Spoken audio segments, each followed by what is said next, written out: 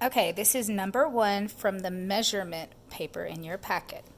It says, how many millimeters are in 25 centimeters if 1 centimeter equals 10 millimeters? Well, this is the lesson that we just learned. It was a part of our last assessment. And so remember, guys, what we did first is we figured out a table, and we would go and we would create that table.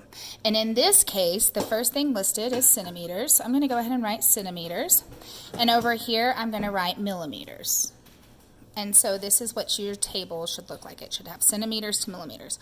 Now, we know from the conversion that they gave us, there is 1 centimeter for every 10 millimeters. So I'm going to put 1 for centimeter and 10 for millimeter. Now, all of y'all know that once we put things where they belong, I'm going to go in here and I'm going to figure out a rule. Now, a rule, guys, is what happens from the front to the side, right? Okay, so what are we going to have to do to the number 1 to make it become 10?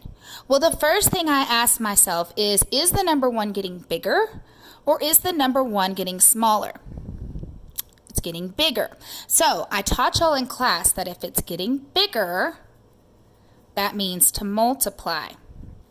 But if it's getting smaller, that means to divide. So in this case, we are getting bigger, so we have to multiply.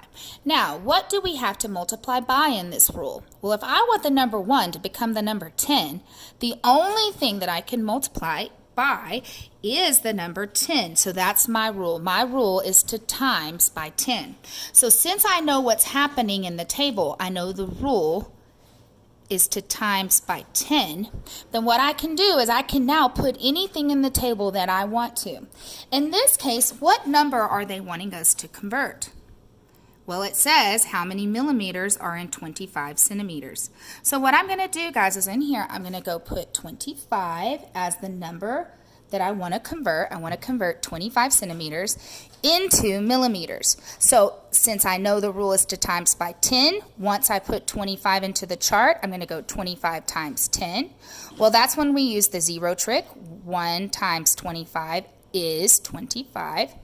And then we count how many zeros there are. Well, there's only 1 0. So then the answer would be 250. So there are 250 millimeters in a centimeter. All right, I hope this refreshed your memory. Thanks, guys.